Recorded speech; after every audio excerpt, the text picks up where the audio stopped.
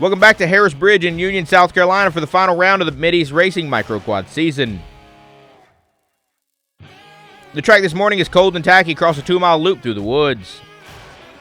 Up on your front row in the Micro 11 Championship is coming down to the wire between Reese Bonner, Wesley Stanley, and Josiah Wimbish. Josiah Wimbish holds on to third and needs to be well ahead of Reese Bonner and Wesley Stanley to be able to take the championship after his absence last round. Reese Bonner currently holds on to the championship and can regain a few points today with a win. However, Wesley Stanley is in a great position with the ability to lock today with at least a 12th place finish.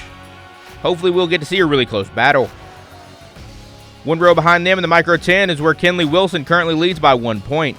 She just needs to finish in second place to lock in her win for the year. Xander Thompson is currently down by 1 point and has a chance to take the championship with a win today. Next up is the fight for Micro 7 between Ari Wimbish and Wyatt Martin. Wyatt's lead means he just needs to finish ahead of Ari and he'll get the championship. However, Ari can take it from him if they're just 2 positions ahead. They've been battling it close all season and we're expecting a tough one today. The final championship we're watching for is the Micro 5-6. Weston Ellis took the lead last round ahead of Gavin Hodges. Gavin will be out today, giving Weston the championship by default, but Weston is still going to go out there and push for another win today. What's going on, man? You ready to roll today? Oh yeah, got my quad fixed and everything. Yeah. All right, good. No problems today, but man, you're gonna need a lot of placement over Wesley today. And aren't you excited for Sore Eyes? I didn't think you were gonna make it out here, man. Well, glad to see you. You're gonna have a lot of catch-up work to do today. Yeah. How you feeling? Yeah. All right. Good luck today, man. Wesley, what's going on? How you feeling today? Feels pretty good. All right. Well, you got a lot of opportunity to make it back today, so I think you just got to finish higher than 12th and you lock today, so you got a lot of room to work with. All eyes on Ricky Tower as the call goes out for 10 seconds.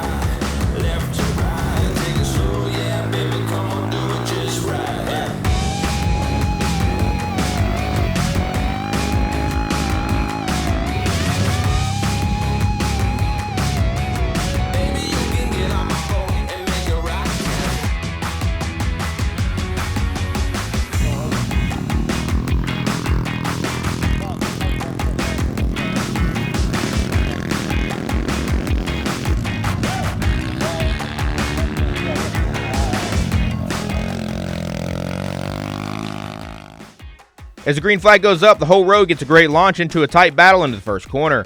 Reese Bonner would stay in it and take the lead through the first 2 corners, grabbing the whole shot. Josiah Wimbish will be a little bit further back, starting in 3rd place. Wesley Stanley would have a slower run through the first corner, starting the race in 13th. They would reshuffle a bit through the first lap, with Reese Bonner holding on to the lead just 2 seconds ahead of Noah Patterson. Josiah Wimbish would fall back into 4th place after taking a spill into the ditch just before starting the second lap. He would come out just 7 seconds behind Wesley Stanley. Next off the line in Micro 10 was Xander Thompson taking a clear lead after the first corner, grabbing the whole shot. Kenley Wilson would get caught in traffic further back, starting in 4th place. By the end of the first lap, she would have pushed her way all the way back up into 2nd place, less than 10 seconds behind Xander Thompson. Micro 7 gets rolling with nearly a 3-way tie between Ari Wimbish, Wyatt Martin, and Lexi Connor. Ari would end up jumping through, grabbing the first corner, keeping the lead, taking the whole shot. Wyatt Martin would start the lap in 3rd place. This would change a bit, however, with Tanner Gillum taking the lead ahead of Ari by less than 2 seconds.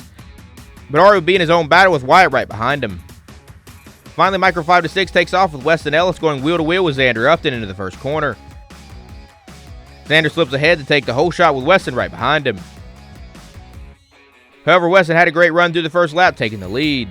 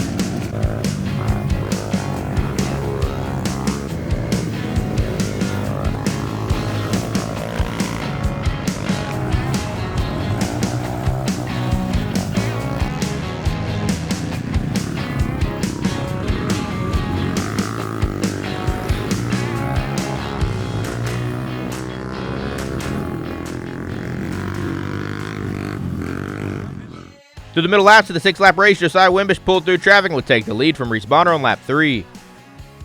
Josiah would stay ahead of Wesley Stanley, Noah Patterson, and Reese Bonner, who were fighting for 2nd, 3rd, and 4th. Going into the last lap, Reese Bonner would hold on to 2nd place, with Wesley right behind him in 3rd and Noah Patterson on the 4th. Back in Micro 10, Xander Thompson held the lead for another lap. Unfortunately, he had a rough lap 3, dropping all the way back into 4th place. This will give room for Kenley Wilson to move up and take the lead. They will keep up these positions going into the final lap. Micro 7 saw some reshuffle with Wyatt Martin moving up to take the lead. He had to keep pushing through, though, as Tanner Gillum and Ari Wimbush were battling it out for the other top 2 spots. Going into the last lap, Tanner held 2nd a little ways ahead of Ari. Weston Ellis initially looked to be having a good lead in Micro 5 to 6. However, Justin Collins, who was moving up after taking the championship in Micro 4 to 8, would be battling and trying to take the lead on lap 3. Weston was able to pull ahead of him going into the last lap, but only by 1 second. It was looking like it was going to be a tight battle after the white flag. Ripping through the final couple of corners, taking his 6th win on the season is Josiah Wimbish. Wesley Stanley and Noah Patterson made their moves up into 2nd and 3rd place, rounding out the podium. Reese Bonner would end up finishing 20 seconds later in 4th place. Wesley's 2nd place finish today was enough to give him the points to lock in the championship for the Micro 11 class. Next up would come Kenley Wilson to take the win in the Micro 10, locking in her championship for the season. Xander Thompson would drop back into 5th place.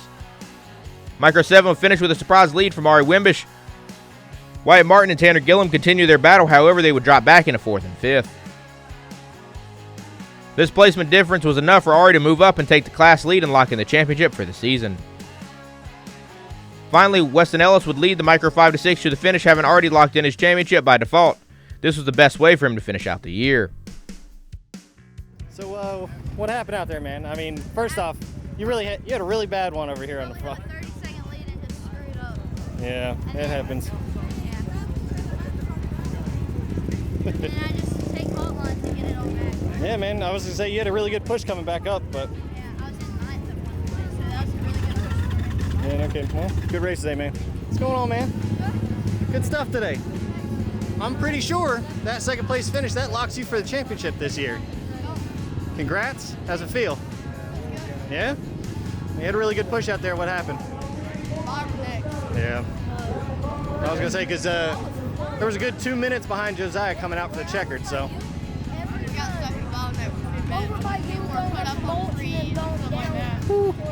How was it out there? Yeah? Well, I'm pretty sure with that finish, because Wyatt came out 4th. I think you won the championship this year. How's it feel? How's it feel? Good? Yeah? How was it out there? Yeah? Well, how'd you get the lead at the end there? Wyatt and Tanner were hung up behind the little kid, and the little kid couldn't get it started. I gotcha. And I tried to take outside. Nice. Well, you got it done today. Congrats, man. How was the race today? You had a good season, didn't you? What was the best part of the year? Winning? Heck yeah, well, good season, bud. This marks the end of the 2022 MidEast Hare Scramble Micro Quad season. We hope you all enjoyed our race coverage throughout the year, and we wish you a very happy holidays.